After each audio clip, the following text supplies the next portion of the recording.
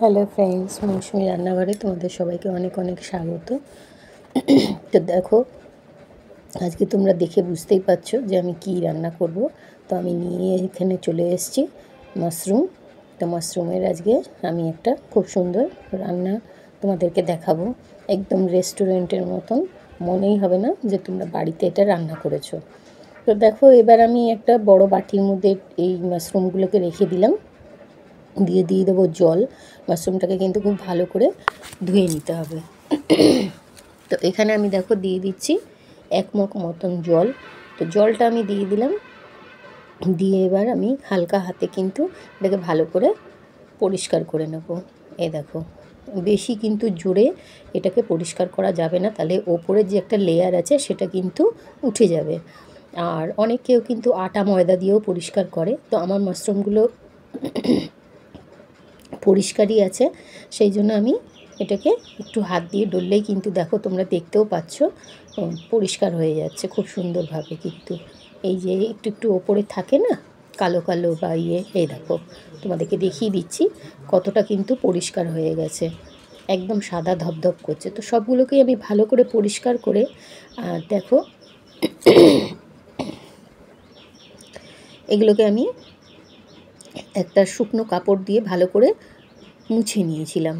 এইবার দেখো, আমি এই যে গোড়ার দিকটা ওটা একটু কেটে ফেলে দিচ্ছি, আর একটা মাশরুমকে আমি 4 টুকরো করে নিচ্ছি। এই যে এইভাবে 4 টুকরো করে নিচ্ছি। এই যে গোড়াটাকে একটুখানি চেঁচে ফেলে দিচ্ছি, আর এই দুভাগ করছি করে আবার আমি এই যে আরও দুভাগ করে দিচ্ছি, মানে একটা মাশরুমকে আমি 4 ভাগ করে নিচ্ছি। তো এইভাবে যদি তোমরা রান্না করো কিন্তু দারুণ টেস্টি লাগবে, মনে হবে যেন রেস্টুরেন্ট থেকেই আনা। বাড়িতে তো ছোটোর থেকে বড় সবাই চেটে পুটে একদম খেয়ে নেবে। একদিন রান্না করলে তোমাকে বারবার বলবে মাশরুমই রান্না করতে, মাছ মাংসই ভুলে যাবে, এত সুন্দর হয়। তো চলো সব মাশরুমগুলো এভাবে কেটে নিই। তো বন্ধুরা, আমার রান্না যদি তোমাদের ভালো লাগে তাহলে লাইক শেয়ার কমেন্ট অবশ্যই করো, আর যারা নতুন তারা প্লিজ আমার চ্যানেলটাকে সাবস্ক্রাইব করে দিও। তো দেখো, আমার কিন্তু মাশরুমটা কাটা হয়ে গেছে।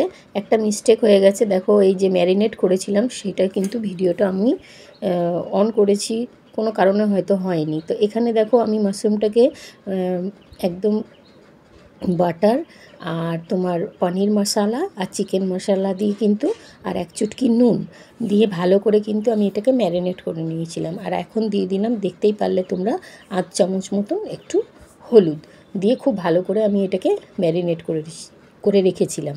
আর বেশি নুন দেবে না, বেশি নুন দিলে কিন্তু জল বেরিয়ে মাশরুমগুলো একদম চুপসে মানে ছোটো হয়ে যাবে। তো এবার আমি ওটাকে রেখে দিলাম। রান্নার ঠিক কিছুক্ষণ আগেই এটা করবে, বেশি আগে করবে না। তো এখানে দেখো বড় সাইজের আমি নিয়ে নিয়েছি একটা পেঁয়াজটাকে খুব ভালো করে কুচিয়ে নিয়েছি একদম মিহি করে। আর এই টমেটোটাকে কিন্তু আমি মিক্সিতে বেটে নেব, এইভাবে কিন্তু আমি রান্না করব না। তো তোমরা দেখতে থাকো আমি কিভাবে কি করছি। তো দেখো, এখানে আমি দিয়ে দিয়েছি কড়াইতে 1 চামচ মতন সাদা তেল, আর তার মধ্যে দিয়ে দিলাম 1 চামচ মতন বাটার। আমুল বাটার আমি ইউজ করছি এখানে। তো তোমরা যে কোনো বাটার ইউজ করতে পারো। তো যেই তেলের মধ্যে বাটারটা ভালো করে মেল্ট হয়ে যাবে, মানে মিশে যাবে, তখন কিন্তু আমরা দিয়ে দেবো ছোটো চামচের 1 চামচ জিরে। আর জিরে কিন্তু বাটারের সাথে যখন ভাজা হয় তখন কিন্তু দারুণ সুন্দর একটা গন্ধ বেরোয়। তো যখনই একটা গন্ধ বেরোবে তখনই আমি এই কুচনো পেঁয়াজটা দিয়ে দেবো কড়াইয়ের মধ্যে। তো দেখো, আমি কড়াইয়ের মধ্যে পেঁয়াজটা দিয়ে দিলাম। আর পেঁয়াজটা যখন আমরা ওই বাটারের মধ্যে দেব তখন কিন্তু খুব সুন্দর একটা গন্ধ বেরোয়, মিষ্টি বাটার আর পেঁয়াজের, ওফ দারুণ গন্ধ।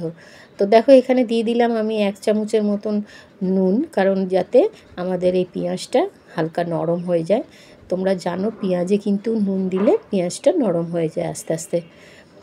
তো এবার এখানে দিয়ে দিলাম দেখো 1 চামচ মতন আদা রসুনের পেস্ট দিয়ে এবার খুব ভালো করে কিন্তু আমাদেরকে এটাকে কষাতে হবে। যাতে কাঁচা একটা গন্ধ যে আদা রসুনের সেটা যেন চলে যায়।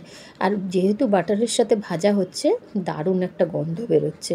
দেখো কালারটাও কিন্তু চেঞ্জ হয়ে গেছে। এই যে তোমাদেরকে টমেটোটা দেখিয়েছিলাম, সেটা কিন্তু দেখো মিক্সিতে আমি ভালো করে পেস্ট করে নিয়েছি। এবার আমি দিয়ে দিলাম এই টমেটো পেস্টটাকে দিয়ে এবার খুব ভালো করে কিন্তু কষাতে হবে, কারণ টমেটোর কিন্তু একটা কাঁচা গন্ধ থাকে। প্রত্যেকটা জিনিসেরই কিন্তু একটা কাঁচা গন্ধ থাকে, সেই জন্যই আমরা কিন্তু সবসময় মশলা খুব ভালো করে কষাই। আর মশলা কষানোর ওপরেই কিন্তু যে কোনো তরকারি তোমরা রান্না করবে সেটা কিন্তু খুব সুন্দর লাগে খেতে। তো দেখো এবার আমি খুব ভালো করে এটাকে কষিয়ে নেব। আর এই রেসিপিটা কিন্তু খুবই ভালো লাগে খেতে। এখানে দিয়ে দিলাম আমি দেখো 1 চামচ হলুদ। কালারেরও একটা ব্যাপার আছে, আর টমেটো দিয়ে কিন্তু খুব সুন্দর একটা কালার এসছে। যত কষাবে টমেটো কালারটা কিন্তু আরও ডার্ক হবে, খুব গাঢ় হয়ে যায়, লাল একটা। তো এবার দেখো হলুদ দিয়ে আমি এটাকে ভালো করে কষিয়ে নিচ্ছি। এখনও কিন্তু যেহেতু টমেটো দিয়েছি, টমেটোর মধ্যে কিন্তু অনেকটা জল থাকে, দেখো জল জল একটা ভাব আছে। তো এখানে ছোটো চামচের 1 চামচ দেখো দিয়ে দিলাম জিরে গুঁড়ো, আর দিয়ে দিচ্ছি এখানে 1 চামচের মতন ছোটো চামচের ধনে গুঁড়ো। আর ঝাল আমরা কিন্তু কিছুই দিইনি তোমরা দেখলে, সেই জন্য আমি দিয়ে দিচ্ছি এখানে শুকনো লঙ্কার গুঁড়ো 1 চামচ দিয়ে এবার এই তিনটেকেই খুব ভালো করে মিশিয়ে আমাদেরকে কষাতে হবে। দেখো আমি কিন্তু সেরকম খুব একটা মশলা দিইনি, অল্প অল্প করেই করছি।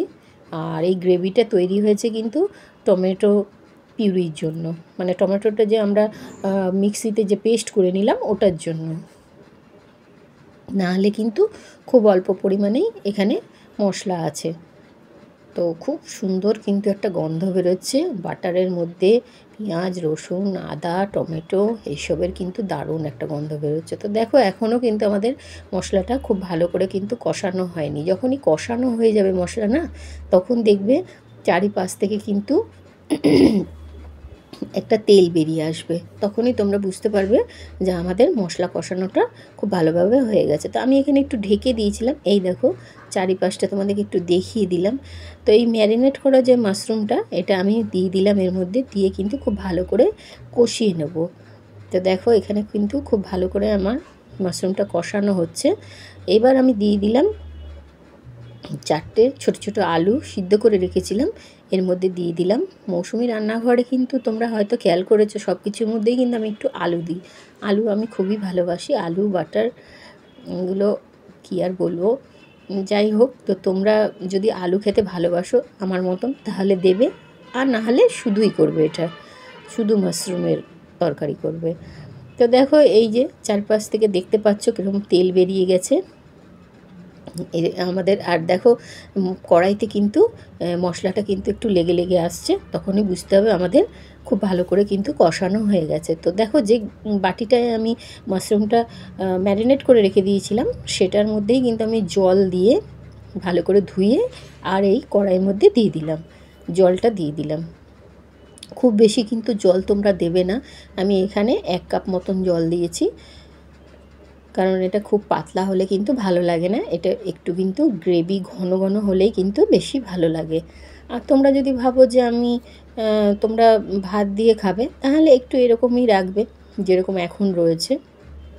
তো আলু তো আমাদের সিদ্ধ হয়েই গেছে, আর মশলাগুলোও কিন্তু খুব ভালোভাবে কষানো হয়ে গেছে। এবার থাকলো মাশরুমটা একটু ভালো করে ফুটে গেলেই আমাদের রান্না কিন্তু হয়ে যাবে। সেই জন্য কিন্তু আমি দেখো এখানে ঢেকে দিলাম একটু। তো এবার ঢাকাটা সরিয়ে নিচ্ছি, দেখো খুব সুন্দরভাবে ফুটেছে। আর আমাদের যে মশলাটা ভালো করে কষানো হয়েছে তার পাশ থেকে দেখো কীরকম তেল ছেড়ে দিয়েছে এখনও, এতেই বোঝা যাচ্ছে যে মশলা কিন্তু দারুণ কষানো হয়েছে। আর এত সুন্দর বন্ধুরা গন্ধ বেরোচ্ছে, তোমাদেরকে কি বলবো, মনে হচ্ছে যেন কোনো রেস্টুরেন্টে রান্না হচ্ছে। সত্যি বলছি, তোমরা একবার করে দেখো এভাবে। তো আর কেমন লাগলো রান্নাটা করে খেয়ে অবশ্যই আমাকে কমেন্টে জানিও। সত্যিই বলছি খুব খুব সুন্দর হয়েছে খেতে। তো দেখো এখানে দিয়ে দিচ্ছি আমি শাহি গরম মশলা, তোমরা যে কোনো গরম মশলা দিলেই হলো, গোটা গরম মশলা বেটেও দিতে পারো, ওটাতে আরও বেশি টেস্ট হয়। তো এখানে দিয়ে এবার দেখো আমি আরেকটু ফুটতে দিয়ে দেবো। অনেকেও আছো যে গরম মশলা দিয়ে কিন্তু নামিয়ে দাও, তো ওটাতে খুব মানে তুমি যে একটা তরকারি রান্না করলে সেটা গরম মশলার গন্ধটাই বেশি বেরোয়। গরম মশলা দিয়ে কিন্তু একটু ফুটিয়ে নেবে, তাহলে কিন্তু পুরো গ্রেভির মধ্যে মশলাটা ভালোভাবে একদম মিশে যাবে আর খুব সুন্দর একটা গন্ধও আসবে। তো এখানে আমি দেখো কসুরি মেথি হাতে ডলে একটু দিয়ে দিলাম, কারণ যেহেতু আমরা রেস্টুরেন্ট স্টাইলে করছি সেহেতু আমাদেরকে একটুখানি তো এগুলো দিতেই হবে, করতেই হবে। তো এখানে দিয়ে দিলাম। দেখো আস্তে আস্তে ফুটে ফুটে কিন্তু আমাদের গ্রেভিটা অনেকটাই ঘন হয়ে গেছে, আর মাশরুমগুলোও কিন্তু ফুটে অনেকটা পরিমাণে ছোট হয়ে গেছে।